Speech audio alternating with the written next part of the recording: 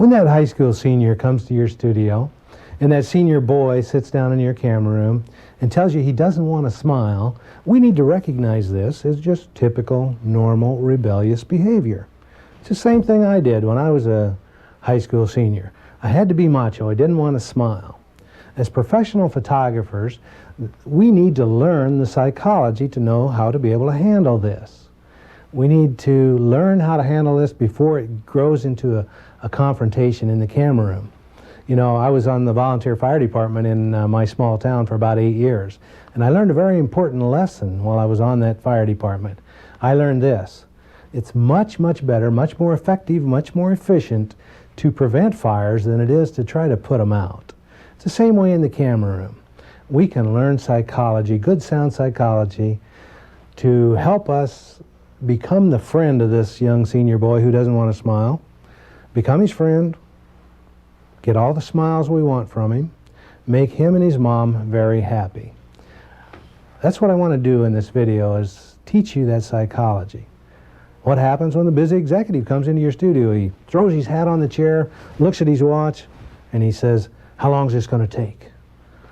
We need to recognize this too as typical, normal executive behavior. He has to fit that mold. He has to pretend to everyone around him that every second is very, very vital and very valuable to him. Don't be alarmed, don't be upset, don't be nervous. Once you let him impress you that he is a very busy person, and once you learn the psychology to handle the situation, you can turn the psychology back on him that made him successful, have all the time you want with this busy executive, and do a fine, fine setting. In fact, the goal of this session is, I would like to give you some ideas on how to prevent throwaways, blinks, licking the lips, those type things from the sitting. I'd like to teach you how to get dynamite, natural, good, relaxed expression, and I'd like to teach you how to please that customer. It's all possible through good camera room psychology. Stay with me.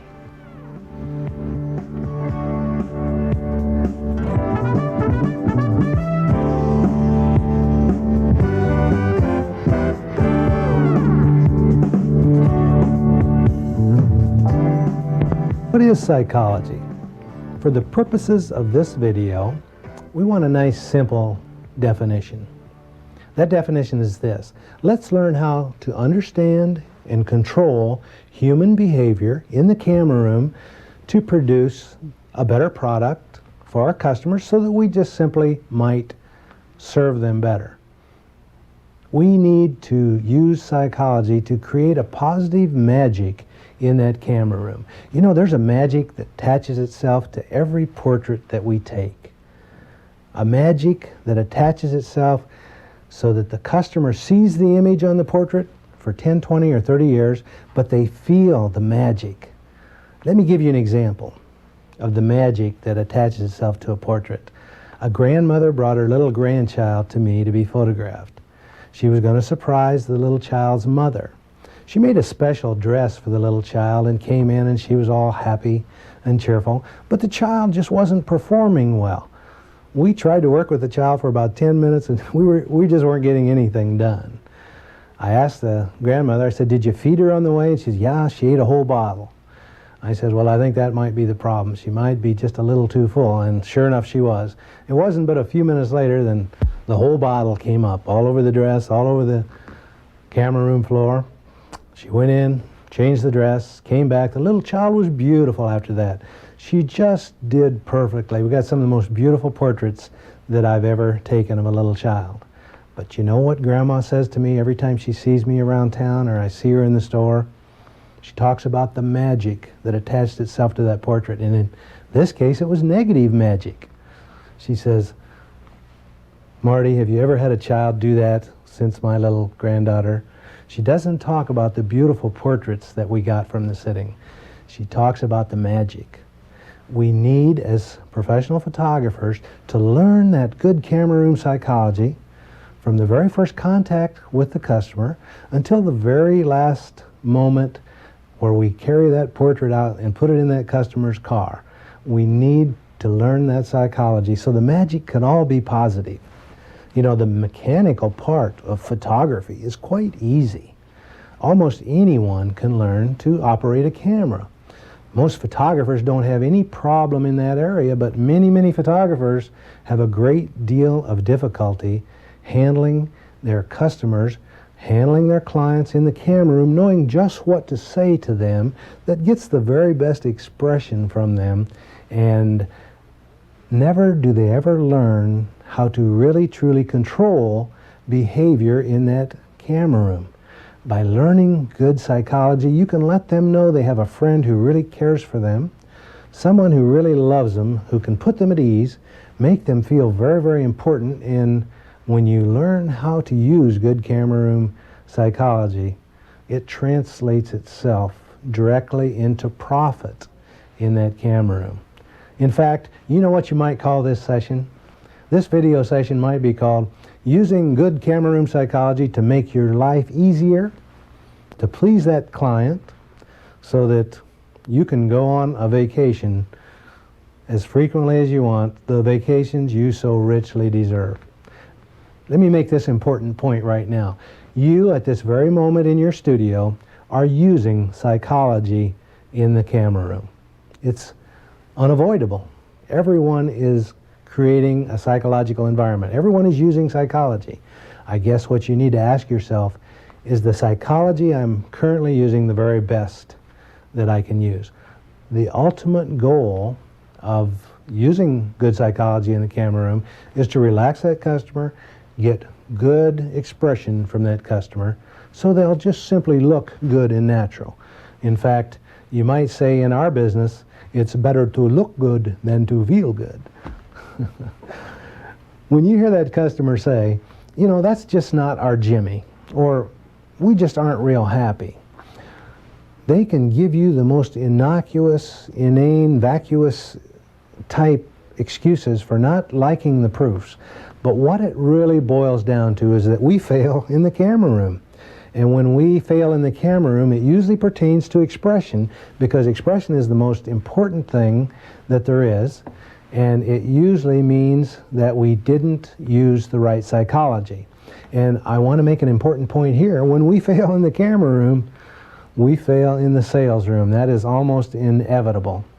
We must understand enough good psychology to use in the camera room to modify or correct behavior problems that will destroy your sitting. What is behavior anyway? I'll tell you what, it's very simple.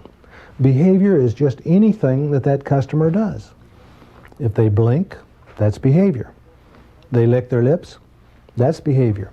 If they go for a fuzzy on the cheek, that's behavior. If they sniff, that's behavior. Catch any of these in your negative, they're all throwaways. We need to be able to control that behavior. You know, in psychology, there's an important theory called behaviorism. What this theory says simply is that behavior is absolutely directly related to stimuli. What does this mean? Why is it important for us as photographers to recognize this? If the stimulus is a loud noise, a blink or a flinch might be the behavior. If the stimulus is a bright light, a squint might be the behavior. If the stimulus is a cold room, shivering or raising of the shoulders might be the behavior that stimuli or stimulus evokes. Get these on film, you've got throwaways. If we can control the stimulus in our camera room, in many cases we control the behavior. It's that simple. If a person reacts negatively to bad stimuli or negative stimuli, then it's only reasonable to assume that they will react favorably to positive stimuli. So it's our duty as professional photographers. No, it's really more than a duty. It's an obligation, if we're going to call ourselves professionals, that we learn the proper stimuli that will get the very best behavior and avoid the bad behavior. That's a great message. You know, people react to stimuli, so if we control the stimuli, we control behavior to a great degree. Let's take a quick lesson in psychology so that we can be able to understand even better how we can relate better with our precious customers. You know, man is an organism. What is an organism? Is just a simple, very simple definition. That means man is a combination of organs or a group of organs. There are two main groups for our purposes. There's a biological or maintenance group, and number two, there's a psychological or satisfaction group. The biological group of organs are the heart, stomach, lungs, circulatory system.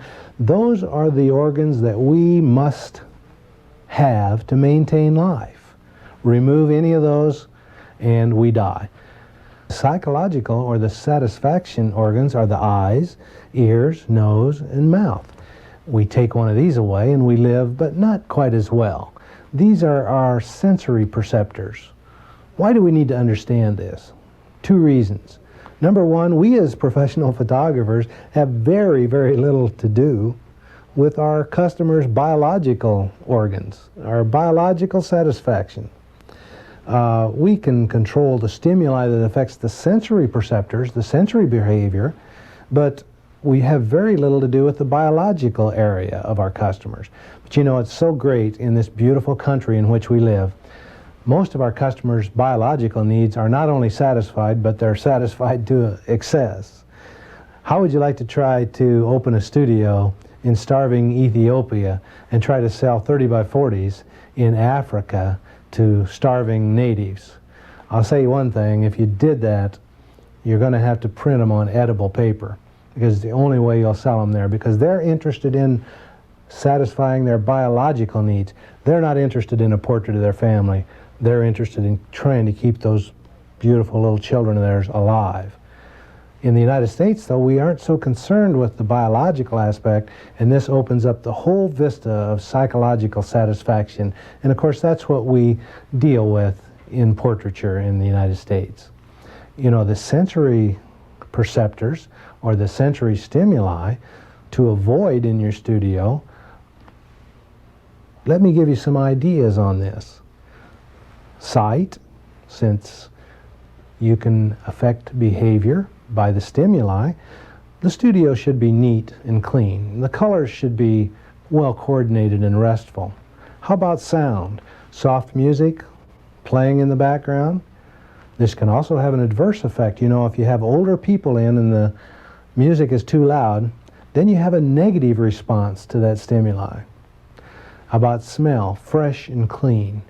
And even your own odors, as example, if you were eating onions or garlic on your breath, this could have a very, very negative effect on the behavior of your subject, and I'm sure you understand that. How about feel? That's sensory area.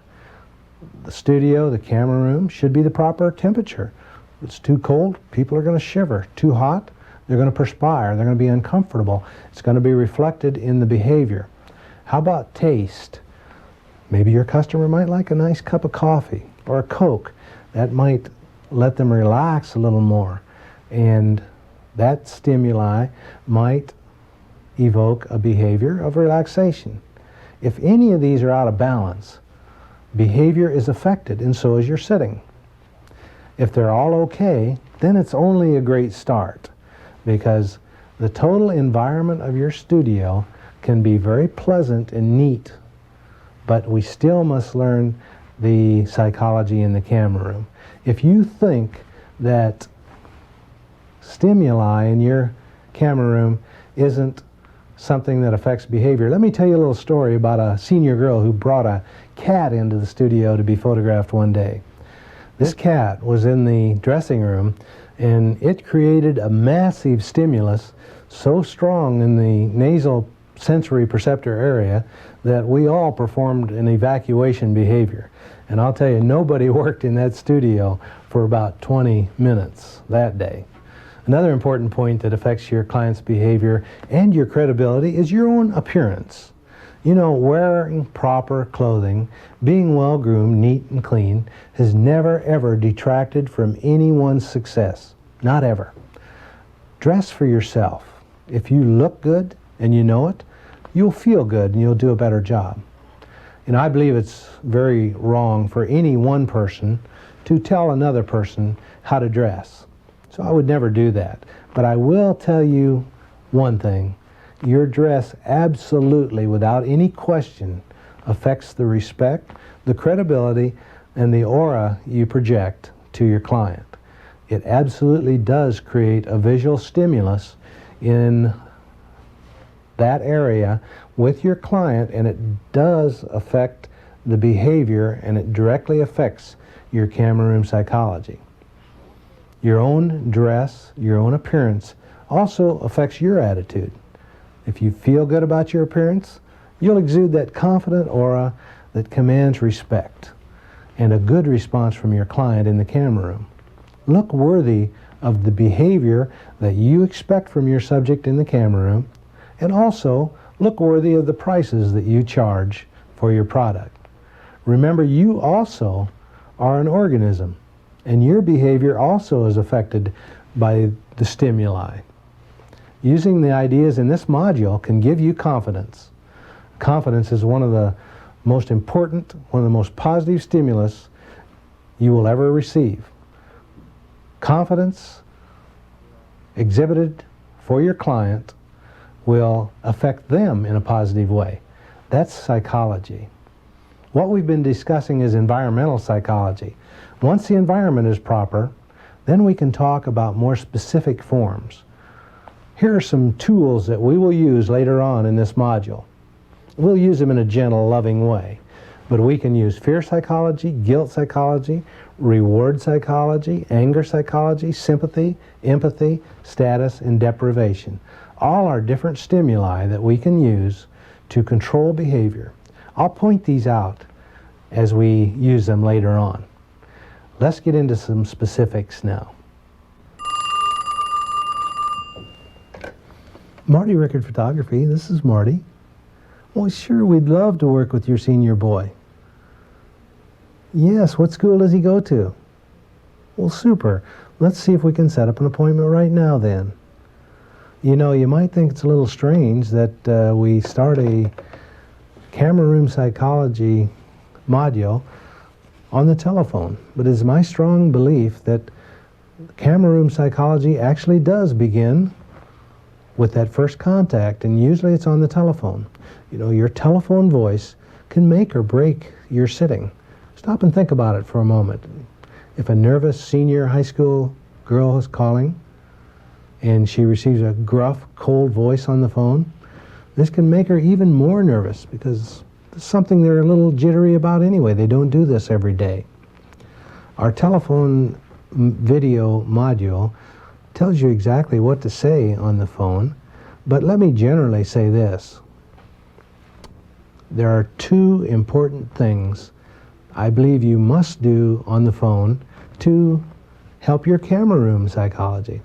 Number one, I think it's imperative you have a friendly smile in that voice, and that can be achieved by putting a friendly smile on your face. And number two, I think whoever answers your phone must know exactly what to say to that customer. You know, there are 4 type telephone people that I've kind of discovered as I've visited studios. Number one, there's the person who's very, very friendly and warm and doesn't know what to say on the phone, and that's not good. Number two, there's the person who's gruff and cold and kind of like a robot, but they know just exactly the words they're supposed to say to that customer. That's not good either, really. Number three, there's the person who's really cold and gruff and doesn't know what to say either, and that's doubly bad. That's the very worst telephone person. And finally, the very best that you can get is the person who's warm and friendly, caring and concerned, and knows exactly what to say. Each person who answers your telephone creates a stimulus that directly affects the behavior of that person that can help or hinder you in your camera room. The psychology begins there. Be sure that person answering your phone is a warm, friendly person and knows how to handle the call. The second time when camera room psychology is very important is when you first greet your customer. That first visual contact, very, very important. think that, again, here there are two things that we must, absolutely must remember to do. Number one, we must be friendly, cheerful, open, put the customer at ease, relax them. Number two, we must, as professional photographers, begin to analyze the face so that we can prepare and plan for the sitting. But another thing that we need to do in relation with that is to analyze the expression. It's very, very important.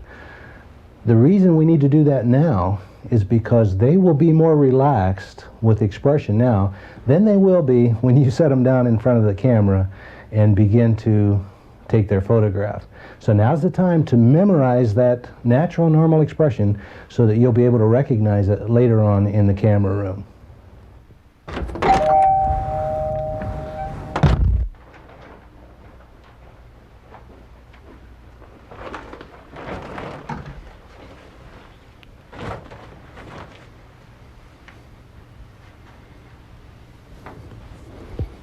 Hi. Hi. I'll bet you're Amy here for your sitting, aren't you? Well, it's sure nice to have you here today. I'm Marty.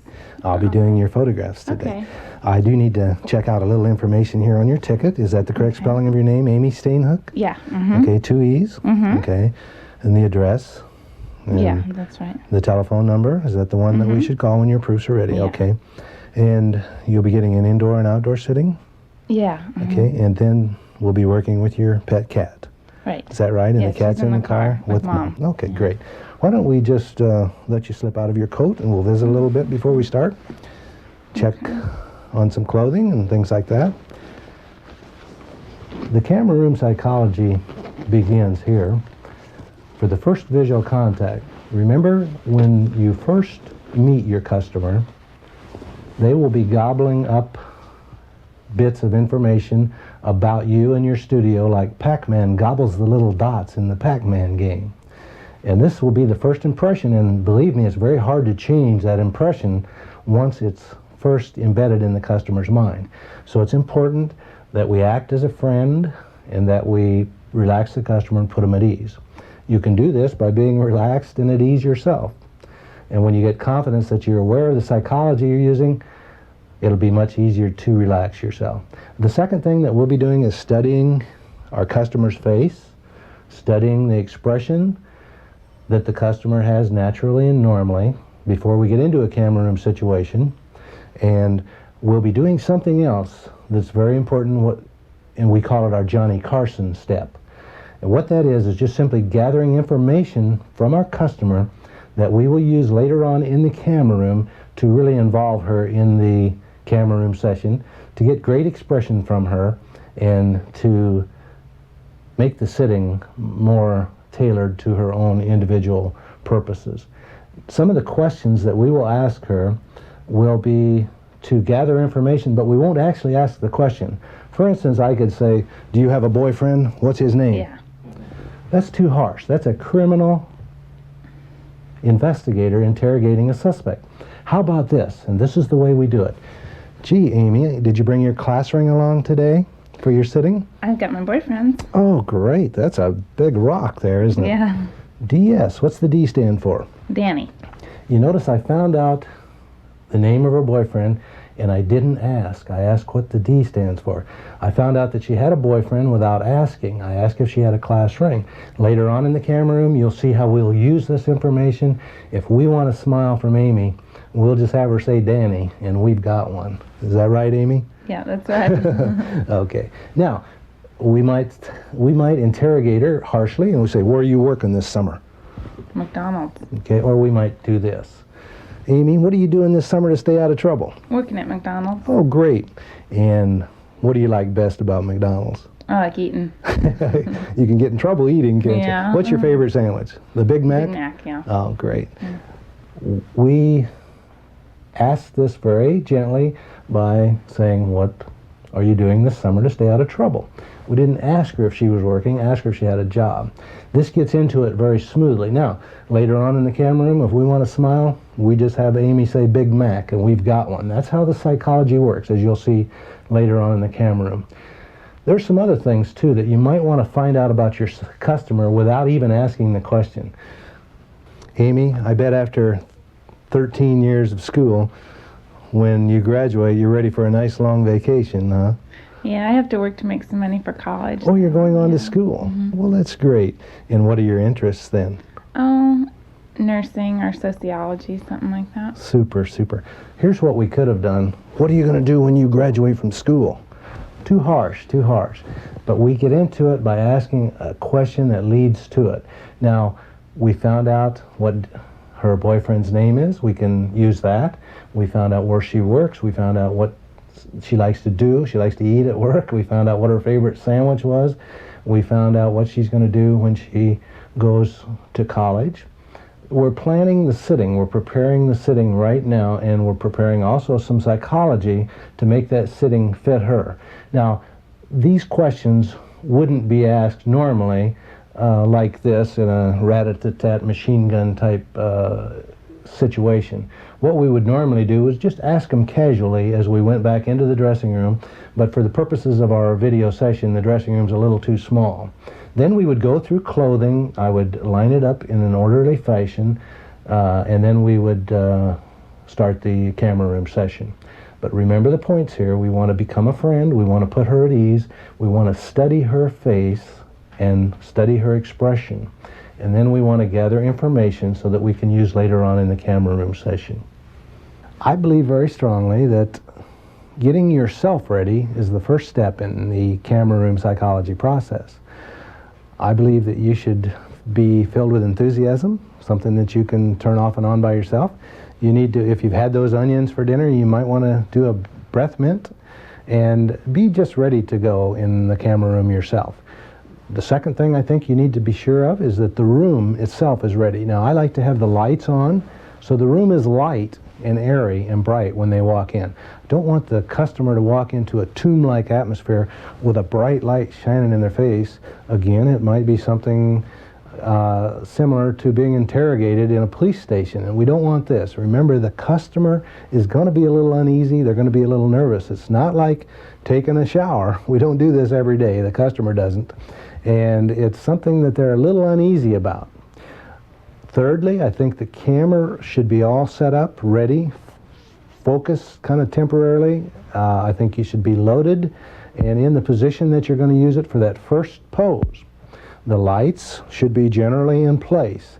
I think this is important because you want the light there when you first start so that when you bring it in later, it isn't a shock where this bright light suddenly comes in. Let it be there while you're visiting with the subject in the camera room so it can kind of soak in and not be so unnerving later on. Again, let me visit a little bit about the first pose, because I think you should have a first pose that's very easy, very simple. Not a complex, exotic body position, not complex, exotic lighting. Remember, again, we've got a subject that might be a little hesitant or a little nervous, so we don't want to go into a real exotic pose, the first one. Let's find out how they're going to react with something that's very easy for them to start out with. The thing that we want to do now is we want to bring our subject in, and I see Amy's ready, and we want to start our little camera room visit. So come on in, Amy. Have a seat there. Just sit back, relax. We'll visit for just a little bit before we start, okay? Now, I believe very strongly again that psychology is important in the physical aspect too. So I always try to be on a lower level than my subject for this little visit that I have with everyone before we start the camera room session. After all, my goodness, remember the girl is a little nervous, and if you come in and say, okay, let's visit, you ready to visit? This can be a little unnerving when she's looking up at this big towering photographer. So let's just go down on a lower level so that she feels a little more comfortable with it. Let's begin our visit now. This is a little visit that I have memorized and used for 10 or 12 years that has gotten me out of more trouble, helped me eliminate throwaways, and it's filled with psychology that just works very, very well. And I'll point out the psychological elements as we go through them in the little visit. Well, Amy, I like to visit with my subject before we start. What we're doing here in the camera room, give you a few little tips on how you might have a little better sitting and tell you some of the techniques that we use. So you just relax there and be comfortable, and we'll visit a little bit, okay? Mm-hmm. The first thing we want to try to do is to try to eliminate throwaways from your sitting. A throwaway is if I catch you blinking so you have your eyes closed in the picture, and it's kind of sad because we have to throw it away, and it could be the best photograph that you've ever taken in your life, and that's really kind of sad. Another throwaway that we sometimes get is if I catch you lick your lips, and then you get your tongue sticking out at me in the picture, and that's not good either. Of course, it's another throwaway. Another one is going for the little fuzzy on the cheek. You get your hand up here like you're saluting me. Important point here is that some of these little things that we say are in there geared up to make her smile. Remember what we're doing now, we're still studying her face, studying the expression on her face so that we know what that natural expression is. Remember, in my opinion, expression is everything in your sitting. If you don't have it, you don't have a portrait that she will enjoy. And if you don't have that, it's difficult in the sales room to sell something that they really don't enjoy. Another throwaway, Amy, might be a sniff, and that would look like this. So what we want to do is eliminate those as best we can. Now we're going to take 30 photographs of you, and don't feel bad if you'd get one or two. But what I want to do is let you in on a little communication system that we have that we use in the camera room, which will help eliminate the throwaways. I'll tell you about it now, and then I'd like to have you be alert to it later on in the camera room session, okay? Okay. The first little signal that I want to acquaint you with now is this one. There will be times when we'll do a very simple pose, a very simple photograph, where I can guide you right to it, and then when I'm ready to make the exposure, I will just simply say, okay, Amy, don't blink. Click. So if you hear the words don't blink, that means you're perfect. You don't have to do anything, okay? All you have to do is just look where I've asked you to look, and then be yourself. Don't blink for just a second. When the flash goes off, we've got you. And then you can blink or lick your lips. The second signal that we will use in the camera room session is I may ask you to say something to me. It might be a word, a couple of words, a short sentence, okay? If I ask you to say it back to me quickly, clearly, naturally, normally, and then you behave yourself until you get the flash, okay? Very important now, psychologically, we are going to use the words to signal her, but guess what words we're going to use? You bet, the words that we got from her or that we learned in the Johnny Carson step. Now with Amy, we would use the words Danny. If we want a big smile, say Danny. Danny. Okay, and there's your big smile. If we wanted another big smile, we would have her say Big Mac. And then we know that she's going on to college, so we would do the more business-like, the more educational type poses and backgrounds with her. But we'll use these words to signal her, but also to get expression from her. Okay, so you've got the signals. If I ask you not to blink or have you say something to me. Important you say it naturally and normally, Amy, because if you do say it unnaturally, it'll cause expression not to be good. It'll look funny, and it'll feel funny, and it'll sound funny. So just say it naturally. The second thing we like to visit about Amy, and perhaps the most important thing, I believe it is the most important thing, is facial expression. That's what you get right here on your photographs, is the thing which will determine whether you like a picture of yourself or not. If you like the expression, I believe you'll like the photograph. If you don't, I don't think you'll like the photograph, no matter how great the posing, the lighting, the prop. You can have on a $5,000 gown. If you don't like this, you're still not going to like the photograph. So, since it is so important, what I suggest to everyone, and what I would like to do for you too, Amy, with your permission, of course, very, very important. We must get their permission to do a variety, because if Mom sent them to get all smiles, we could be in big trouble if we didn't give Mom her smiles. So we want to ask her permission to do that. So Amy, with your permission, what I would like to suggest is that we do a variety of expression. a variety. Now, I'm not a big smile photographer. Please don't misunderstand me, because it would be easy to do when I say that. Doesn't mean at all I don't think we should put some nice, generous smiles in there. What it means is this: I think it's wrong for any photographer to do all smiles. So you get 30 of these, you know. When you go home, if you like smiles, you like them all. But what happens if you don't care for the big smiles? There's absolutely nothing in there for you. So it's an all or nothing situation. What I suggest is that, yes, let's do some generous smiles, but let's also do some of those kind of dreamy, soft focus, romantic type photographs where I'll use some soft focus filters with you. And then let's work on some gentle smiles in between. And that way, I suggest that we do the variety, because when you get your proofs and you look at them, if you like the generous smiles, they'll be there. If you like the more pensive, thoughtful ones, those will be in there for you too. And if you like the little smiles in between, you've got those.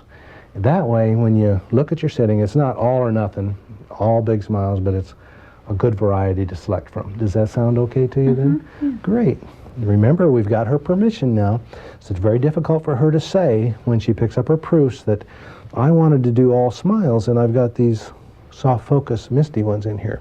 Those words, soft focus and misty, are also little psychological builders to excite her in the camera room, to make her look forward to the sitting. Gee, I'm going to get some dreamy, soft focus romantic ones too, along with the regular graduation portraits. Amy, is there anything special that you'd like to have me do for you that you've thought of in the camera room while we're here today? Any special pose, any special prop, any special background? Did Mom say be sure and get a certain photograph? I don't think so. Okay, good. Remember, this is a very, very important question, because once you ask that question, then she gives you the answer. It's very difficult for her to look at her proofs and say, gosh, you didn't do the one Mom requested. She's had an opportunity, and the typical answer is what Amy gave me, but occasionally people will say, yes, I do want a profile, or I do want one with a red rose, or my kitty cat. And of course, Amy has a kitty cat. She's already told me that, so we'll be sure and do that. Amy, is there anything that you've seen that you don't like in the way of photographs? Any prop, any pose, any background that you don't care for? I don't think so. Okay. Another important thing psychologically, if we do ask her if she likes something, that's not the same as asking her if she doesn't want something. So she tells us that there's nothing that she can think of at this time that she really doesn't want. It's silly to spend time doing something that the customer doesn't like, and they're standing there saying, oh no, I don't care for this, but I'm afraid to say something to the photographer. Ask them. Psychologically, it's great. Okay then, Amy, what I'll do then is I'll guide you through a sitting that I think would be good for you. And then if I would happen to get you in a pose or buy a prop or background that triggers that, oh, this is the one I don't want, and I didn't tell him about it earlier, what should I do now? Just tell me, okay? I'm easy to get along with, I'm here to please you, and I wouldn't be offended at all if you told me there was something special that you either liked or you didn't like, okay?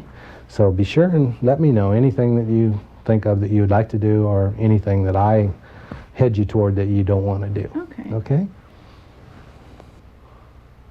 Now that Amy's relaxed and we've had our little talk and we've learned some information, let's demonstrate how we can use this information and this psychology in the camera room, and let's do it in this basic, simple, easy pose.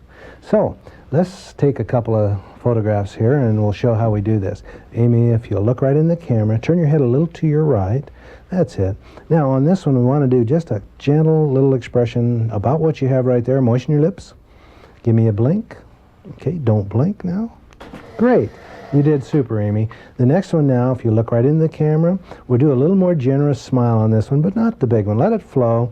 Eyes right in the camera then. Tip your head just a little to your left. Good. Just say Danny. Okay, good, beautiful. Now we're going to go for a little bigger one on this one, okay? Turn your head just a little to the right. Okay, tip your head a little to the left. Chin up a little bit. Great, right there. Say Big Mac. Big Mac. With everything. With everything. Okay, good, beautiful. Beautiful job. Excellent. That's how we use the camera room psychology and the information we've gained to get beautiful natural expression. It's just very, very effective. Try it in your camera room. Sure, you'll understand. Let's apply this psychology now to a high school senior boy. Keeping in mind that it's pretty likely that the high school senior boy is going to come in and tell you he doesn't want to smile. He has to do this because it's macho and it's to be expected. Well, since it's to be expected, then it's pretty easy to handle this. And so this is the area of the psychology which will apply most in the high school senior boy sitting. And we'll do that in the little talk. And we'll talk to our high school senior model here. And I'd like to introduce you to Chip, who has come in. And we have already learned, now remember in the Johnny Carson step, that Chip drives a Z28. He works at the Hy-Vee food store as a stock boy and a carry-out boy. And I don't know how you drive that Z28 on that Hy-Vee income. But I guess that's between you and your banker, right? Right. And then we also know that Chip's girlfriend is named Loretta. So we've learned this information through the Johnny Carson procedure that we demonstrated with Amy, and we won't go back and do that with Chip, but you understand how we do that. Now, what I want to do now is point out the variances in the little speech that we give to a high school senior boy. We'll skip the first part about the signals. Remember, he's already heard the fact that when we do the camera session, I will use the signals don't blink, and I will have him say a word. And of course, you can imagine what the words will be when we will go for the smiling type photographs. So let's go ahead and pick up the little speech with the area of facial expression. So we'll do that now then. Remember, I'm on a level lower than my subject. And normally I would be sitting here and my back would be to the camera, but for the purposes of the video, we'll sit kind of sideways here. And if you want to turn just a little, Chip, the second thing we want to visit about before we start the camera room session is facial expression. What you end up with right here on the face, I believe, will be the key to whether you like a photograph of yourself or don't. If you like the expression, you'll like the photograph. If you don't, you won't like the photograph. And it doesn't matter how great the photography, the posing, the lighting, what kind of clothing you have on, or even if you're standing by that Z28, if you don't like this, you're probably not going to care for the photograph. Since it is so important, what I suggest to everyone is that we do a variety of expression. And that's what I'd like to do for you in your sitting, with your permission, of course. Now, I know most people come into the studio, if they're high school senior boys, they don't care that much about smiling. How do you feel about that?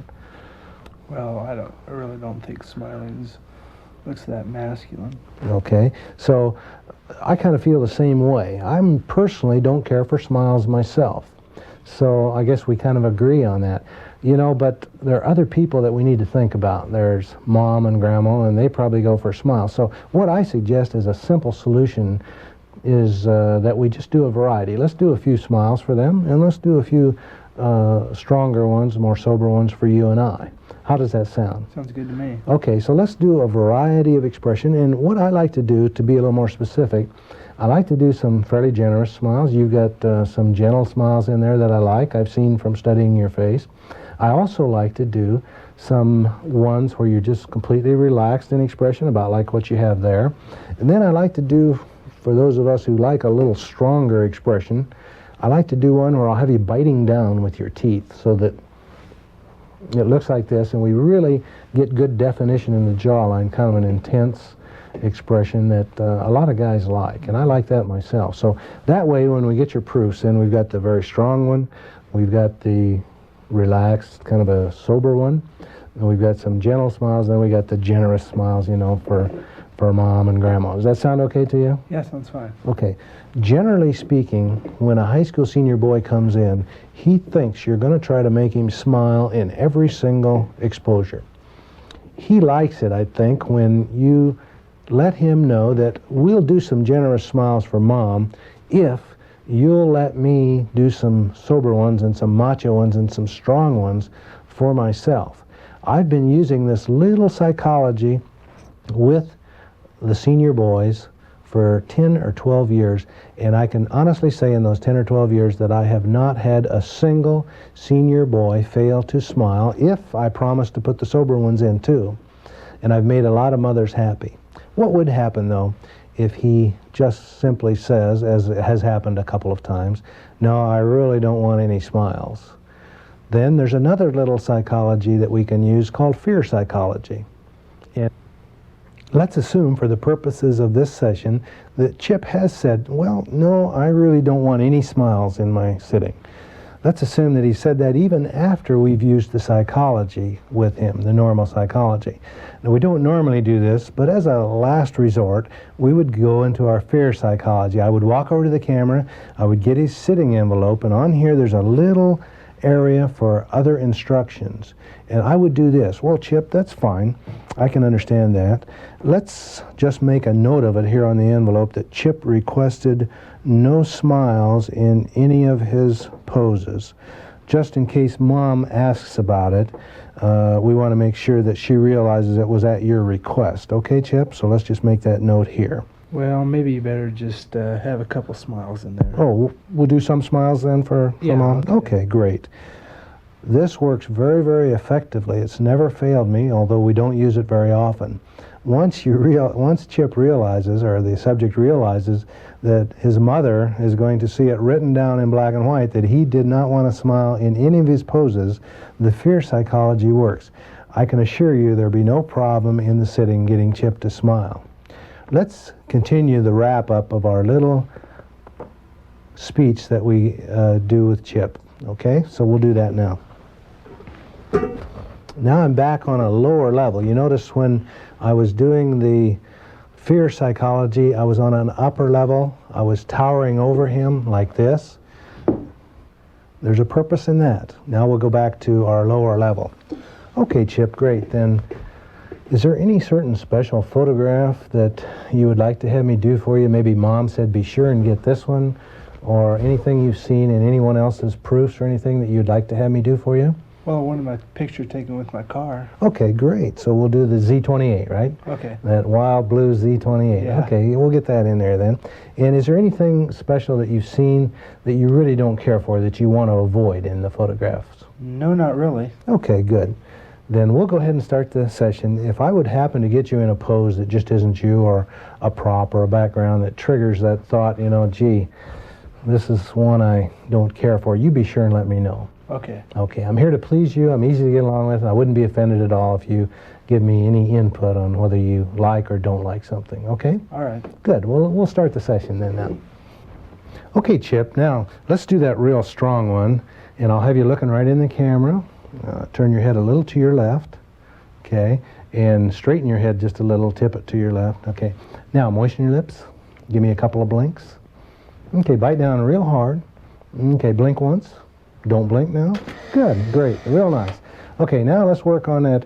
Let's do a nice big smile for Mom. Are you ready? Okay, say Z28. Z28. Okay, good, great, Chip. You're just doing super. Let's go back and collect kind of a little gentle one now. Eyes right in the camera. Turn your head a little to the left. Okay. Say carry out. Carry out. Say let's stock 'em up. Stock 'em up. Say a smile on every aisle. Smile on every eye. Okay, good. Okay, that's good, Chip. So you see how we use the information that we got from Chip with the Cameraroom psychology to get the expression that we wanted, good natural expression. Use this and you'll find out that you won't have any problem at all getting your senior boys to smile. Since it is a fairly frequent problem, let's talk a little bit about that busy executive who walks into your studio, as I said before, and looks at his watch and says, how long is this going to take? Remember, this is behavior that's to be expected of him. Just like the senior macho boy, you can expect that he will resist smiling. Let's stop and think about the busy executive for just a moment. He must pretend that he's a very busy person, even if he isn't. Let's also stop and think about what he's asking you to do. He's asking you to provide something for him, but he's not really giving you the time, or he appears not to be giving you the time to really do a quality job. Now, let me ask you this question. Will he want a quality job? You know the answer to that. Yes, he will.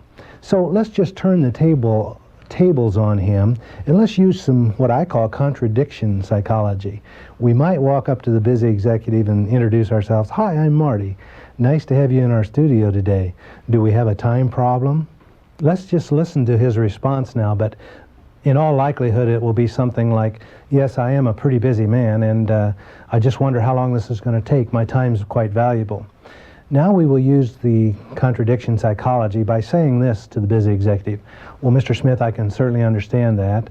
I want to do a good job for you. You are a person in the community who has gained quite a high status, and of course you've done that by not only producing quality work yourself, but by expecting quality from those who work for you.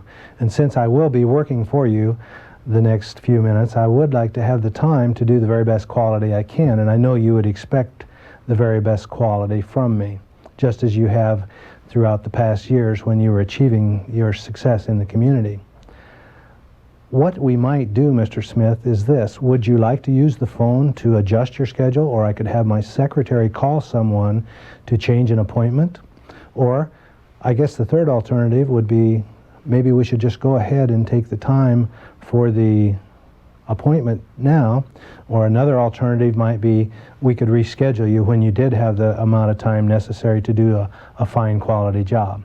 Now let's stop and think about this for a minute. We've given him alternatives. We've offered to let him make a phone call to adjust the schedule. We've offered to let our receptionist, only we'll use the term secretary in this case because he understands secretary, because he has those probably around by the dozens. Let her make the phone call. We offered to go ahead and take the time today to do the job, or we offered him an opportunity to reschedule. Let me tell you, there's only one thing that a busy executive hates more than letting somebody see him in a position where it appears that his time isn't valuable, and that's coming back and rescheduling an appointment. I think you'll find that the chances are his response will be, well, let's go ahead and take time to do it today. Most of the time, that's it. Now, if he does want to make a phone call, chances are the phone call might go something like this. Hello, Bill. I'm running into a little time problem here. I guess I'll go ahead and take the 2 instead of the 3, and better arrange a driver, and I'll meet you at 1. Now, if you heard both ends of that conversation, it might translate like this. Yeah, Bill, I'll take the 2 wood instead of the 3 wood, and I want that new driver, too, that hits that ball 200 yards, and I'll meet you on the first tee off at 1 o'clock. Try this contradiction psychology on the busy executive. I think you'll find that it's very, very effective. Let's summarize now a little bit about what we've talked over in this video session.